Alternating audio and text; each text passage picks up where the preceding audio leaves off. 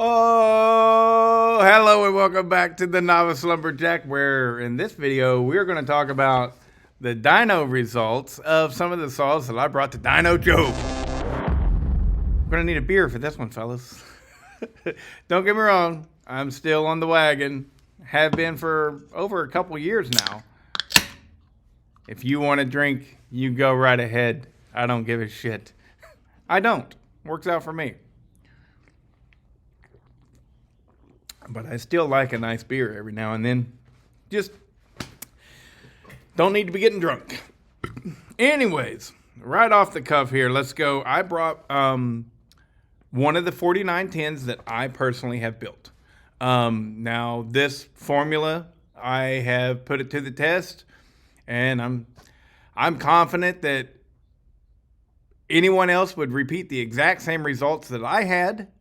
If I am playing basketball, I am going to strive to beat Michael Jordan. Okay? It's a compliment. This is good stuff. But anyways, my Thunder Kitten, known to be about a 5.5 horsepower build, in theory, right? And the ones that I've been building and sending out to customers, 506. All right? So that's the first shocker right there. I figured if I can beat a 5.5 horsepower saw, my saw must be 5.6. Nope. Crazy, right? So, I mean, if you guys haven't figured out yet, I will be going through all of these and putting them up on the screen, getting you guys good pictures of them so you can actually see what's going on. Next up, the Red Max 5000. The Red Max 5000 did a little bit better, but nothing special. And so if you see confusion on my face, it's because these results are contrary to what I got. Me and Joe talked about this, right? So long short of it is 5.2. 5.2 horsepower for the Red Max 5000. However, it did dyno higher than that. Everything did. Everything higher, dynoed higher and lower than what you see on this. The highest I saw the Red Max, though, I remember was 5.4 horsepower. And but you know, Joe does an average of 3 runs. He should. That's right out. That is best way of doing it, because I don't have a 5.4 horsepower saw. I have a 5.2 horsepower saw with the Red Max 5000. Which, you know, at first I was a little bit bummed about.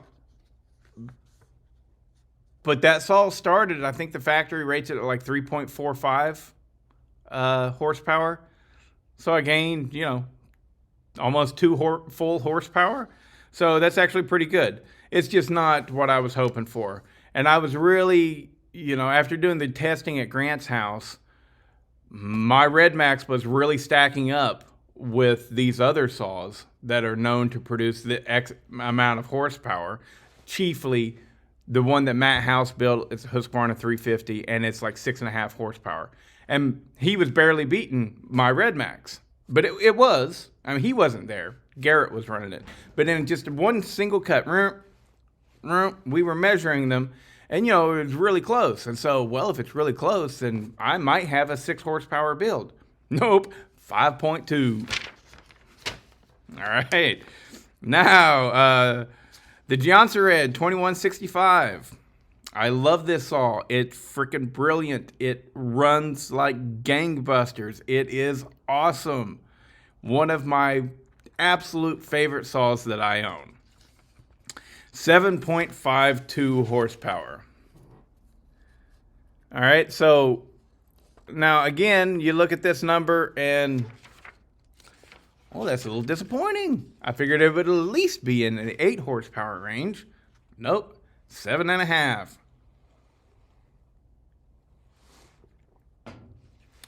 But, reel myself back in. 7.5 horsepower for a 65cc saw is a very respectable build. It's good. And it runs great. It's undeniable. Anyone that ran that saw would be like, yep, it's freaking great. I love it. Are there faster ones? Of course there are. geez, I've only been doing this for like a couple years. But, you know, so it, but yeah, it's 7.5 horsepower, 7.52, right? And I guess now's a good time to talk about it. If you notice on all of the graphs, everything is peaking below 10,000 RPMs. The closest thing that so far to 10,000, probably the 4910 probably was peaking at 10,000 RPMs. Whereas the Red Max peaked at 9,600 RPMs. And the Yansa Red peaked at about 9,400 RPMs. Somewhere in that neighborhood. So everything is peaking low. It's peaking low. Now, to Hellboy. All right, Hellboy, I gotta say, it probably legit is my favorite saw. Most used saw? No. But it probably is my favorite. Okay? That is my Shindawa. And I was told at the race I've been saying Shindawa the wrong way. I've been saying Shindawa. And he's like, David Smith told me. He said, in the Japanese language, there are no hard I's. I was like, oh, yeah, he's right. I don't think there's any L's either. There's no L. My father-in-law's name is Elmar, and they call him Emar. Or, anyways, they can't pronounce the L's. But it's supposed to be pronounced Shindawa. Okay, so I'll try and do better. Anyways, my Shindawa 757 produced. Drum roll, please. 7.34 horsepower. Whenever that dropped, I was like, what in the actual fudge? Couldn't believe it. I couldn't believe it. You know, anybody that would run that saw would be impressed by it. It's really good. I can't believe that it only produced a little over 7 horsepower. And I was talking with Jeff about it, Seacombe, and I was like, man, if that's what 7.3 horsepower feels like, I'm going to aim for that every time, you know. Now, this one does very clearly reach out past 10,500 RPMs. It's probably pulling, it definitely is pulling decent power all the way up to 12,000 RPMs. So that's why it's fast. But I gotta say, it's strong too. So, you know, I'm going to be sending it to Jeff. Jeff is having a little get-together out there in California, and I'm going to send him Hellboy and let him run it and let other people run it. And he's going to throw a 32-inch bar on it and go out and work it. And I'm like, all right, as long as it comes back pretty. I don't want you to ugly it up. So, yeah, I mean, I still have complete confidence. And if you look at the actual curve, like with Hellboy here, I don't know exactly. I'll probably put it in the video. The stock horsepower, I mean, it may or may not be able to be found, but the stock horsepower for that saw is probably somewhere around 5 horsepower, you know? And, well, I carried more than stock horsepower from 6,400 all the way to over 12,000 RPMs. So, yeah, the peak horsepower isn't that high, but I had about 6,000 RPMs where I was making more power than the stock would even peak at. So, and the same is going to be with all the saws, you know. I've been producing really good power. But next up, Bobby Boucher. Bobby Boucher, here we go, came in. It said, I'm all about the business here, 9.14 horsepower, which is extremely good. I mean, we've seen it on the channel. Not exactly good enough to win races because he peaked at about 9,400 RPMs, right? So it's not a lot of RPMs, but had good torque, 5.69 foot-pounds of torque and 9.14 horsepower. So far, that is leading. And if you haven't noticed, we're going by CC range. But yeah, Bobby did good. Did really good at the race, too, if it wasn't for me being such an F-up. I mean, we all have our bad runs and stuff. I had 3 of them back to back. 3 really bad runs. My run with the 2165 was bad. My run with the 281 Bobby Boucher was bad, and my run with Ike Turner, the 064 was bad. So, yeah, whatever. I mean, you can look at the footage, and whenever I get a good clean cut, they were smoking. But so Bobby Boucher did really well, and again with the power, it's holding considerably higher than stock power for 7,000 RPMs. So yeah. Bam! It's really producing some good power. And what is surprising to me is the torque. 5.69 foot-pounds of torque. Remember that. All right. Next up, Ike Turner. All right.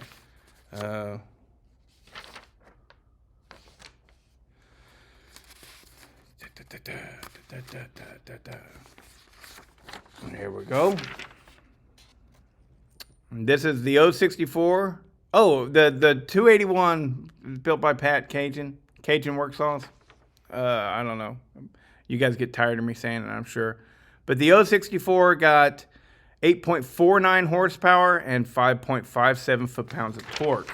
The 5.57 foot-pounds of torque for the 064 and 5.69 for the 281. I've said it. Other people have echoed it and stuff like that. And you know, well, that saw is built for a long bar. Power is power. I don't care what you put on it. And so Ike did not disappoint. 8.49 horsepower and 5.57 foot-pounds of torque. And the only thing that Ike is missing is RPM. Again, just like all of my stuff. All of the stuff that I'm building, the stuff that other people are building for me. Yeah, you know, it peaked at about 9,700 RPMs for Ike Turner, right? What can I say? You know, as strong as that saw is, 8.49 horsepower. I'm going someplace with this. All right, and then finally, last up is the 2100 that I have built. It is very much a work in progress. I'm not even close to finished with that thing. I'm just learning it as I go. And it produced 10.77 horsepower. All right, and that is on the pipe and everything. If it wasn't on the pipe, 10.77 would be completely reasonable. That's like, whoa, that's a good strong build. Good job, Bodie, right? But it's on the pipe. And so it's like, what? Well, the pipe, Jeremy built for me out at CPI, and, you know, he's doing it without my saw there and everything like that. But, you know, I asked for him to make it peak at 13,000 RPMs. Well, it peaked at about 8,400 RPMs. Look at that curve.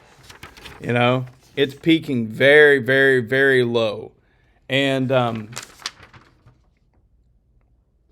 so the first thing to do with that is going to be to get that pipe right.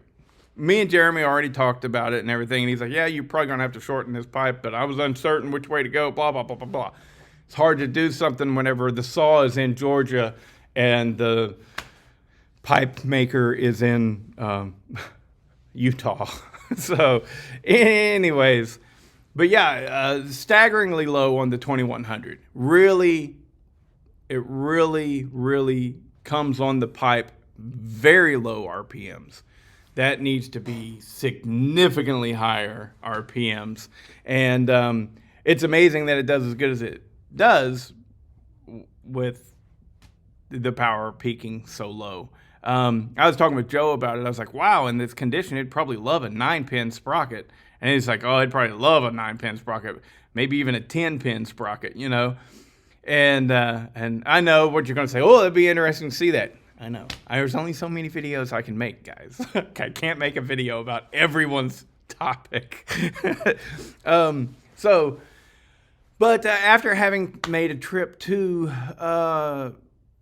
Michigan and enjoyed the heck out of a really stellar race, the tip-up race was really good. The only thing that sucked about it is it was cold. Oh, and they went one at a time. Now, I know they got the reasons for it, and I'm not harping or anything, but constructive criticism, Jared, for next year, got to have them running two or three saws at a time. You know, it'll speed it up a lot faster. But you know that. You only went one at a time because you only had one stand. I'm pretty sure that's probably what it was, buddy, and I get it, you know. But had a great time at the race up there. Met a lot of new people. And again, everybody's awesome. Everybody's always pretty darn great at these things and helpful. They're just, the dickheads stay at home and type on their computer. They don't come out and show up to events, you know. If you're a dickhead at an event, you'd get sent packing pretty damn quick, I think. You know, I mean, a bunch of guys, you know, that run chainsaws, they're really not going to take a lot of lip, you know what I mean? Sorry, your ass would be gone quick. I'd hate to think what Jared would do to you. Jared's about an inch taller than me and about 100 pounds more. I call him Shrek. He's made of layers, and you don't mess with his swamp. Anyways, I'm dribbling. So, but this video is not about that race. It's about the dyno and my thoughts on it. Well, I've done videos in the past. I don't know if they're talked about dyno or whatever, but I got a lot of respect for the dyno. And the dyno is a fantastic tool if you can go back to it again and again. I mean, we see that with Charlie. We see it with Joe, with Dyno Joe. Dyno Joe can do something and go, does that make a difference? Put it on the dyno. Yep, he can actually do it while it's on the dyno. He'll make a timing advancements on the dyno until he gets the perfect advancement. So in that regard, it's absolutely awesome. It is a tool that can help to take you to the next level. Absolutely. But, and this is probably going to sound like a defense mechanism because I didn't get dyno results like I had hoped. And I will say, I didn't, you know. I figured that the Red Max 5000 would be 5.5, 5.6 horsepower, you know. Instead, it's 5.2. Now, I did read 5.4 at one point, but you can't count that. That's the first run. It's cold. That's not a realistic. An average is better. That's a 5.2 horsepower saw. 5.2 horsepower saw feels great, runs great, is fast, and it's awesome. But it's not enough. And having gone to the dyno, I can see my failures.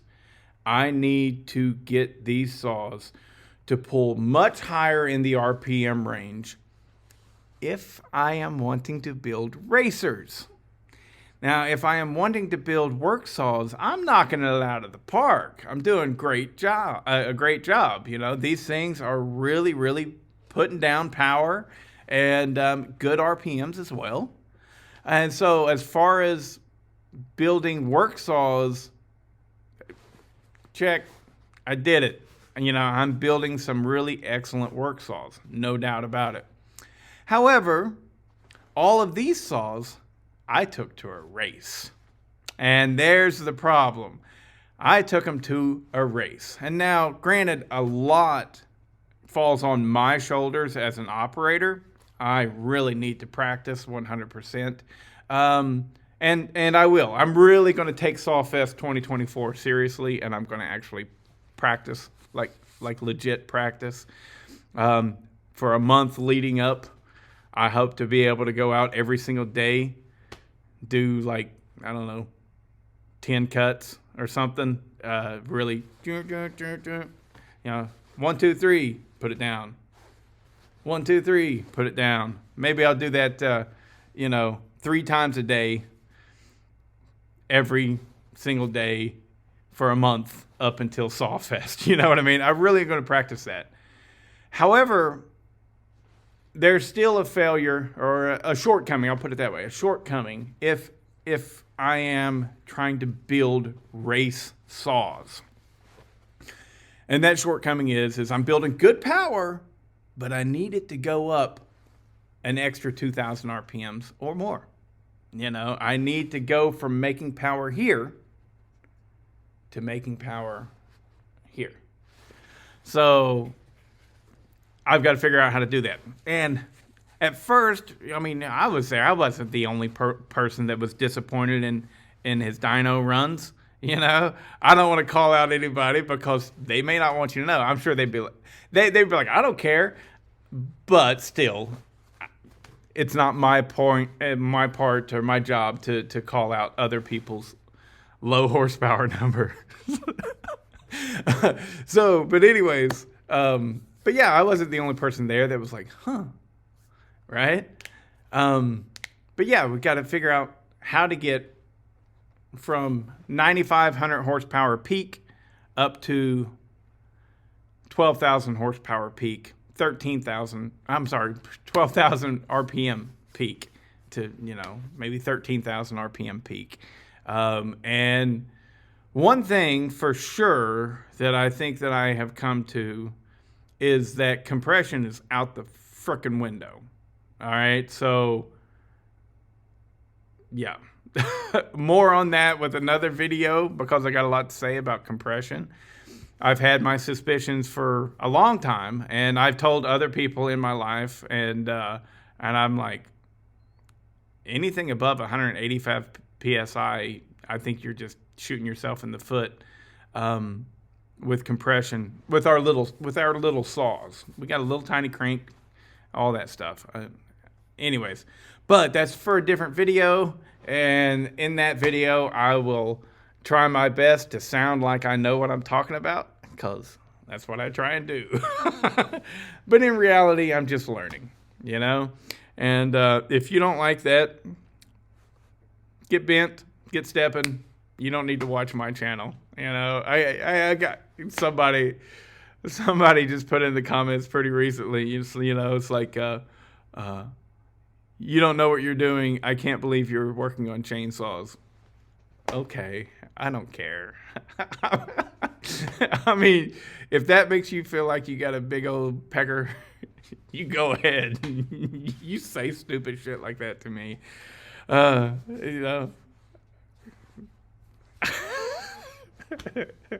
Sorry, I'm actually laughing so much about that, I'm getting red in the face. I am learning this, and I pull no punches with that.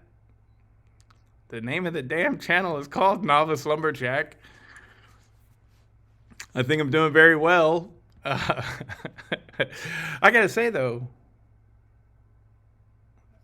I've said it a bunch of times. I'm like, most improved player of 2023. I think it goes to Dub. TW, Dub Saw Shop. He's really doing well. He's really doing well. And anyways, yeah. So there. He's doing well. And I'm happy for that guy. I really like Dub. There's a lot of guys that I really like in the community. And art, small channels and stuff like that. You should check them out. I hear Crafter's doing really good work. That's my cue. I'm out of here, guys.